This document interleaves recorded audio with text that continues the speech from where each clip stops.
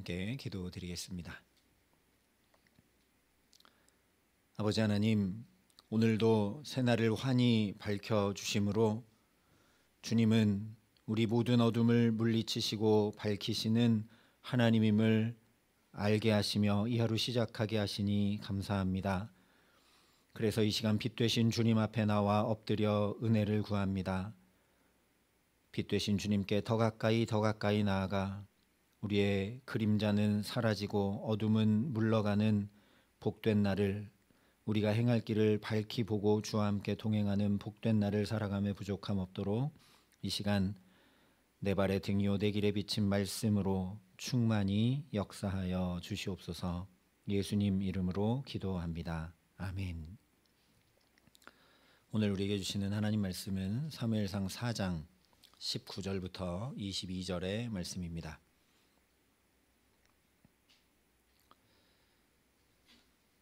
사무엘상 4장 19절부터 22절의 말씀을 봉독해 드리겠습니다. 하나님의 말씀입니다. 그의 며느리인 비느하스의 아내가 임신하여 해산 때가 가까웠더니 하나님의 궤를 빼앗긴 것과 그의 시아버지와 남편이 죽은 소식을 듣고 갑자기 아파서 몸을 굽으려 해산하고 죽어갈 때에 곁에 서 있던 여인들이 그에게 이르되 두려워하지 말라, 내가 아들을 낳았다 하되 그가 대답하지도 아니하며 관념하지도 아니하고 이르기를 영광이 이스라엘에서 떠났다 하고 아이 이름을 이가봇이라 하였으니 하나님의 궤가 빼앗겼고 그의 시아버지와 남편이 죽었기 때문이며 또 이르기를 하나님의 궤를 빼앗겼으므로 영광이 이스라엘에서 떠났다 하였더라. 아멘. 앞서 18절까지 말씀이 전했던 것처럼 내 두 아들 홈리와 비느하스가 한날에 죽을 것이다 라는 말씀 그대로 블레셋 전장에 법궤를 들고 나갔던 두 아들이 죽었고 내 집에 노인이 하나도 없게 하는 날이 이를지라 하신 말씀 그대로 98세 노인이었던 엘리 자신이 죽었습니다. 이어서 오늘 말씀도 이 장에 하나님의 사람을 통해 경고하시며 전해주셨던 말씀이 그대로 이루어지는 것을 보여주고 있습니다. 보라, 내가 내 팔과 내 조상의 집 팔을 끊겠다 하신 말씀, 원문 그대로 해보자면 이제 내가 너의 가정과 집안의 젊은 사람들을 쳐서 제명대로 살지 못하게 하겠다 하신 말씀도 그대로 이루어져서 엘리의 며느리인 비느하스의 아내가 죽게 되는 이야기를 우리에게 전하고 있습니다. 먼저 19절을 보면 그의 며느리인 비느하스의 아내가 임신하여 해산 때가 가까웠더니 하나님의 궤를 빼앗긴 것과 그의 시아버지와 남편이 죽은 소식을 듣고 갑자기 아파서 몸을 구부려 해산하고 라며 말씀하고 있습니다. 그런데 우리가 사무엘상을 시작하자마자 만났던 이야기는 아들을 낳지 못했던 한나의 아픔과 괴로움이었던 것을 우리가 이 장면을 보면서 기억해 보아야 합니다. 아들을 낳는 것이 고대 사회에서 여성에게 얼마나 크나큰 기쁨이었는지, 아니 그 정도가 아니라 얼마나 절체절명의 일이고 중차대한 일이었는지를 충분히 알 수 있기 때문입니다. 그래서 오늘 엘리의 며느리가 갑자기 출산하게 되며 죽어갈 때 곁에 서 있던 여인들이 두려워하지 말라, 내가 아들을 낳았다 하면서 위로합니다. 집안이 다 망했는지 모르고 너도 난산을 해서 생명이 이제 꺼져가는지 모르지만 아들이 태어났다, 대가 이어져 간다 하며 위로하는 것이죠. 죽어가는 이에게도 그렇게 위로와 힘과 소망이 되고 기쁨이며 자랑이며 영광이었던 것이 바로 아들을 낳는 것이었다라는 이야기입니다.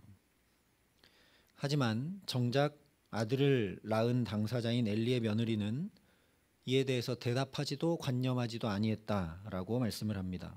그 이유는 19절과 21절에 두 번 하나님의 궤가 빼앗겼고 그의 시아버지와 남편이 죽었기 때문이다 반복하며 강조함으로 말씀해 주고 있습니다. 특이한 것은 이렇게 갑자기 해산하게 된 엘리의 며느리가 들은 소식, 그 소식 때문에 갑자기 구프려 해산하게 됐는데, 엘리의 며느리가 들은 소식은 엘리가 들었던, 전령으로부터 들었던 소식의 순서와 다르다는 겁니다.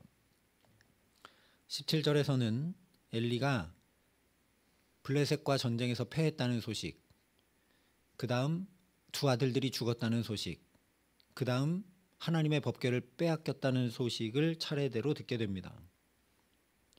그리고 13절에서도 전령이 소식을 들고 올 때 마음이 하나님의 궤로 말미암아 떨릴 즈음이었다라고 말씀하면서 엘리에게 가장 중요한 소식, 엘리가 그렇게 성문 앞 의자에 앉아 기다리던 소식은 바로 언약궤에 대한 소식이었다라는 것을 밝혀줍니다.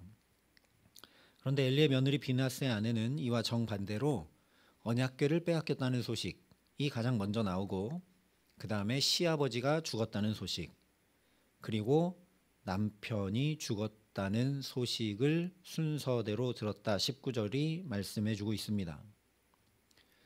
또한 엘리는 이 언약궤를 빼앗겼다는 소식을 듣자마자 뒤로 넘어져 죽었는데, 엘리의 며느리는 남편의 죽음 소식을 듣자마자 갑자기 출산하며 죽어갔습니다. 그래서 학자들은 이를 두고 엘리의 며느리에게 가장 중요한 것은 자기의 남편 비느하스였다라고 이야기합니다. 불량자이자 타락한 제사장이었던 비느하스의 아내였다라는 것 자체가 영적 분별력이 없었다라는 것이기 때문입니다. 즉 그저 세상의 영광을 구하느라 이스라엘의 최고 권력자인 대제사장이자 사사의 아들과 결혼한 여인이 바로 비느하스의 아내였다라는 거죠. 그렇게 자기가 붙들었던 세상 명예와 영광과 권력이 단번에 다 사라져버리게 되었으니 망연자실하여 아들이 태어났다 해도 관념조차 하지도 않고 대답조차 하지 않았다라는 겁니다. 그러니 이 여인이 아들이 태어났다는 소리를 듣고서 영광이 이스라엘에서 떠났다 하면서 아이 이름을 이가봇이라 지은 것은 그저 자기가 구했던 영광이 다 사라져버렸다라는 회한의 탄식일 뿐이었다라는 거죠. 즉 이 여인이 영적으로 깨어 있어서 언약궤를 빼앗긴 것, 제사장 집안이 다 죽게 된 것, 이것이 얼마나 처참한 일이고 말 그대로 하나님의 영광과 임재가 더 이상 이스라엘에게 없게 된 것을 분명히 알았기 때문에, 그리고 그것이 너무 가슴 아프고 도저히 감당할 수 없었기 때문에 이렇게 고백한 것이 전혀 아니다라는 얘기입니다. 학자들의 설명이 그렇다 하더라도 어쨌든 이것은 오늘 우리가 이 말씀을 읽어보아도 하나님께서 이 여인의 입술을 주장하셔서 이스라엘을 깨우치고 있는 경종의 말씀인 것을 분명히 알게 됩니다. 이스라엘에서 영광이 떠나버린 사건이다. 그냥 제사장 집안이 죽었거나 하나님의 법궤를 빼앗겼거나 블레셋과 전쟁에서 패했거나 뭐 이런 눈앞에 보이는 현상이 아니라 하나님의 영광이 너희에게서 떠났다라는 것을 이 여인의 고백과 죽음을 통해 확증해 주시고 깨닫게 하고 계신 것이라는 말씀입니다. 왜냐? 이 참혹함을 보고서라도, 그리고 그냥 눈에 보이는 현상이 아니라 하나님이 너희에게서 떠난 것을 분명히 알고 하나님 제발 다시 우리에게 임하여 주시옵소서, 우리와 함께 해 주시옵소서, 그 영광을 회복하게 하여 주시옵소서 간절히 구하라고 하나님 알려주고 계신 것이죠. 실제로 후에 7장에 가보면 떠나간 언약궤, 즉 떠나버린 하나님의 영광으로 인해서 이스라엘 온 족속이 여호와를 사모하니라 말씀하고 있습니다. 그뿐만 아니라 동시에 이것은 이스라엘에게 영광을 주시고 은총 가운데 함께 하시는 분은 오직 하나님이심을 알게 하시는 일입니다. 그래서 원문을 보면 하나님의 언약궤가 블레셋에 빼앗긴 것이 아니라, 즉 블레셋이 힘이 강해서 언약궤를 막 빼앗아 간 것이 아니라 이 언약궤가 스스로 이스라엘에게서 나갔다라는 의미가 표현되어 있습니다. 다음번에 또 정확하게 더 살펴보겠지만 언약궤가 수동적으로 뺏긴 것이 아니라 스스로 이스라엘에게서 나갔다는 얘기입니다.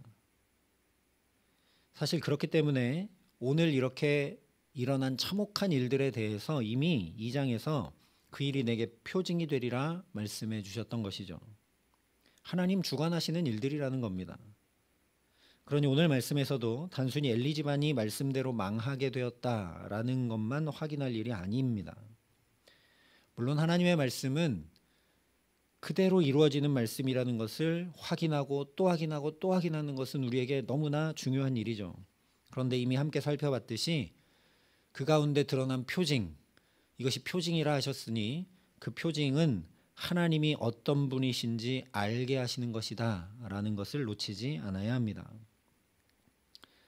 그러니까 이 모든 일에 대해서 22절에 마지막으로 이렇게 결론 짓고 있다라는 걸 주목해 보아야 합니다. 또 이르기를 하나님의 궤를 빼앗겼으므로 영광이 이스라엘에서 떠났다 하였더라. 이것이 엘리 집안이 망하고 블레셋과의 전쟁에서 패한 것에 대한 결론이죠. 엘리의 며느리가 고백한 그대로 이가봇의 출생은 하나님의 영광이 이스라엘에서 스스로 떠났음을 확증한 일입니다. 그래서 학자들은 이때 이스라엘을 떠나간 그 법궤, 즉 하나님의 영광이 다시 예루살렘으로 법궤를 모시고 오던 다윗 때 회복된 것으로 이야기합니다. 역사적인 현상으로는, 역사적인 사실로는 그렇습니다. 이때 이스라엘을 떠난 법궤가 한참 동안 돌아오지 않다가 다윗 때 돼서야 이스라엘 가운데로 오죠. 그러나 우리가 알고 있듯이 언약궤가 돌아왔다고 하나님의 그 영광이 이스라엘에 계속되지 않았습니다. 바로 솔로몬 때부터 분열하고 왕국은 점점 패망해 가다가 바벨론 포로로 다 끌려가고 말게 되죠. 그러니까 진짜 하나님의 영광이 돌아온 때는 이때가 아닙니다. 오늘 이가봇의 출생이 하나님의 영광이 떠난 것을 확증했다면 예수님의 출생은 영광이 우리 가운데 임한 것을 확증합니다. 그래서 엘리와 두 아들들의 죽음과 집안이 망할 때 태어난 이 아이 이가봇이 표징이었듯이 이제는 너희가 가서 강보에 쌓여 구유에 누여 있는 아기를 보리니 이것이 너희에게 표적이니라 분명히 말씀해 주셨던 겁니다. 뿐만 아니라 말씀이 육신이 되어 우리 가운데 거하심에 우리가 그의 영광을 보니 아버지의 독생자의 영광이요 은혜와 진리가 충만하더라 말씀해 주신 것이죠. 하나님께서 이스라엘에게서 영광을 걷어가신 것은 이들이 잘못했고 이들이 징계받아 마땅하고 제사장 집안도 망해버려야 되고 그런 것 아니라는 겁니다. 우리에게 더 이상 빼앗기지 않는 온전한 영광을 준비시키시고 회복시키시고자 하나님 친히 행하고 계시는 일이라는 말씀입니다. 그래서 언약궤로 돌아오신 정도가 아니라 아예 말씀이 육신이 되어 임마누엘의 주님으로 우리와 친히 함께 거해 주어 버리셨다라는 거죠. 그렇기 때문에 오늘 말씀을 다시 보면 좀 이상하다라는 걸 알게 됩니다. 엘리 집안이 망하는 이야기, 이스라엘이 전쟁에 참패한 이야기인데 이가봇이라는 새 생명이 탄생하는 희망을 남겨주고 있기 때문입니다. 하나님이 진짜 싹 쓸어버리시고 망하게 해버리실 것이라면 여인들이 난산을 할 때 게다가 고대 사회이기 때문에 산모도 죽고 아이도 죽는 일은 많이 있었던 일들입니다. 그러니까 이 이가봇은 태어나면서 죽을 수도 있었던 일이라는 거죠. 그런데 이가봇이 태어납니다. 그 이름이 영광이 떠났다라는 이름으로 불렸음에도 불구하고 이 참혹한 현장에 우렁찬 생명의 외침이 울려 퍼지고 있는 것을 성경이 보라 말씀하고 있는 것이죠. 이 이가봇의 탄생 자체가 하나님께서 진노 중에라도 긍휼을 잊지 않으신다는 확실한 증거임을 보라는 말씀입니다. 이처럼 하나님은 언제나 연약한 우리를 위해, 아둔한 우리를 위해 진노 중에라도 결코 긍휼을 잊지 않고 새 일을 행하시는 분이십니다. 보통 새 일을 행하시는 것이 아니라 끝끝내 자신을 다 내어주시고서라도 우리가 죄로 인해 다 잃어버린 그 하나님의 영광을 다시 반드시 회복해 하시는 분이십니다. 그래서 고린도후서에 보면 어두운 데 빛이 빛이라 말씀하셨던 그 하나님께서 예수 그리스도의 얼굴에 있는 하나님의 영광을 아는 빛을 우리 마음에 비추셨느니라 선포한 것입니다. 그리고 그 이유는 우리가 이 보배를 질그릇에 가졌으니 이는 심히 큰 능력은 하나님에 있고 우리에게 있지 아니함을 알게 하려 함이라 말씀했습니다. 이로 인해서 우리가 사방으로 우겨쌈을 당하여도 쌓이지 아니하며 답답한 일을 당하여도 낙심하지 아니하며 박해를 받아도 버림받지 아니하며 거꾸러뜨림을 당하여도 망하지 아니한다 분명히 말씀했습니다. 이 말씀 그대로 이스라엘이 지금 언약궤까지 뺏기고 망해가는 것처럼 보이지만 전혀 망하지 않죠. 하나님 지금도 살아계십니다. 하나님 지금도 우리 가운데 역사하십니다. 하나님 지금도 그 영광의 빛을 예수 그리스도를 통해 오늘 우리 각 사람에게도 환히 비추시는 줄 믿습니다. 그러니 답답한 일들 가운데서도 낙심치 않고 오히려 주의 영광의 빛이 우리 마음과 영혼과 삶에 자리 잡으려 하는 그 모든 어둠들을 남김없이 물리치는 복된 삶 살아갈 수 있도록 오늘 이 기도의 시간 빛 되신 주님 내 삶에 임하시옵소서. 빛 되신 주님 우리 자녀들 가운데 함께하여 주시옵소서. 빛 되신 주님 어두운 이 나라 이 민족 가운데 역사하여 주옵소서. 간구하는 저와 여러분 될 수 있기를 바랍니다. 그렇게 오늘도 나를 또 나의 삶을 또 우리 모두의 삶을 여전히 붙들어 역사하실 뿐 아니라 주님의 영광으로 덮으시는 심히 큰 능력은 오직 하나님께 있음을 더 분명히 알게 하시기에 믿음에서 믿음으로 나아가 주님 붙들고 영광에 비친 예수 그리스도께서 비추시는 그 빛을 따라 복된 길, 밝은 길, 영광의 길을 살아가게 하시는 귀하는 종도해 주시기를 예수님의 이름으로 간절히 축원합니다. 함께 기도하시겠습니다.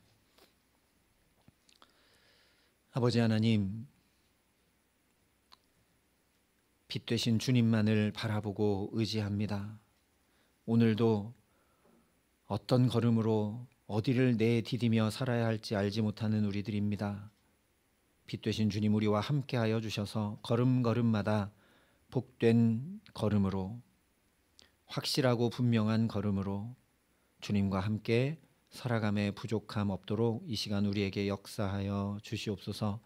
지극히 크신 능력이 그렇게 오직 주님께 있음을 알기에 주님 곁을 떠나는 것이 아니라 더욱 주님께 가까이 나아가는 믿음의 사람으로 살아갈 수 있도록 이 시간 성령으로 우리 각 사람에게 역사하시고 함께하여 주시옵소서.